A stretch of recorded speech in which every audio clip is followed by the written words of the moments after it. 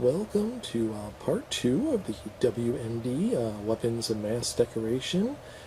This vlog we'll be going through another 6 weapons that will be added to the Halloween party. Probably mainly use most of them in the Insane Asylum, but may equip some of the larger animatronics with weapons as well to add to the effect. What you're looking at first here is the Slaughtering Hook. This, I believe, was a Rubies weapon as well, and I always am more impressed with the detail on those. They go a little bit above and beyond, and they're not too much more expensive. So for an extra $1 or $2, you get ones that look a lot more realistic. So this one is the Slaughtering Hook. This one up here is another Rubies weapon that's called the Thrasher weapon. So it just kind of almost looks like a rusted, sharpened blade with a little bit of a handle there. I think there was something similar to that. I think they were bigger and more hooked at the end that they used in the Lord of the Rings movies, but just a creepy, grungy, little dirty weapon that would look pretty cool. This one here is just your basic run-of-the-mill bloody axe. This one is not. The Thrasher and Slaughtering Hook were Rubies products, but this one was not. So this one looks a little bit cheaper, but I'm sure we'll put that somewhere, either in the Insane Asylum or with one of the animatronics, so it'll go to good use. This one here is actually an officially licensed Friday the 13th Jason Voorhees Machete.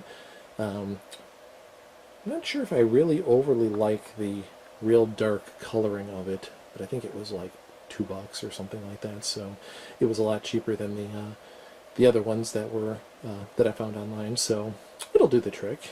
This one here is another Rubies weapon. This one is called the Shearly Gruesome, which is a big pair of shears that look kind of rusty and gruesome with some little bits of hair that are hanging off of the handle. So once again, that was another Rubies one, which I think those are cool. They just have a little bit extra to them. Like if you look at the little locks of hair hanging off the edge, and the blades look like they're grungy and nicked, which, you know, just makes it look a tad bit more realistic. And I don't even think this one was I think this was $4.99, so I mean, to pay like an extra $1 to get one that actually looks more realistic.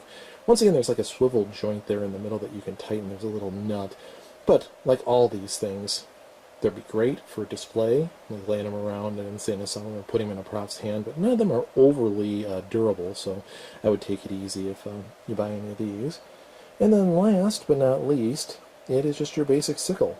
So here's another example of going from one of the Rubies ones, which I think are a little cooler and more detailed, to just like one of the basic ones. It's like when you go right from one of those to one of these, you can really tell if you look at, the surface. It has its nicked and bloody kind of coloring to it, but it looks a lot more cheesy.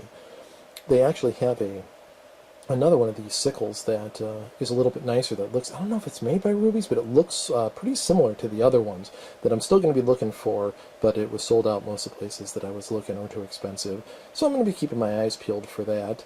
And then also I'll do a little run-through of these with the official names like I did last time, so that way if you're interested in picking any of them up, you'll know what they're called. And just as a little addition, I also was able to pick up that Jason floor grate cling that I had talked about earlier. So I will pause this for a second and give you a sneak peek of that one as well, so you see what that looks like. Hang on one sec. Okay, well here is the cling I was talking about. If you checked out the cling video that I had made earlier, I had mentioned that I was going to be trying to pick this one up, so I was just waiting for the right time and find it in stock and on sale, and was able to pick it up. So along with the Freddy Krueger slashing through the wooden floor, this will be on the floor as well at the party.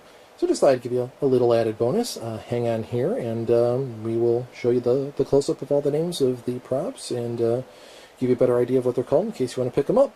Thanks for checking this out, and we'll see you soon. Bye-bye.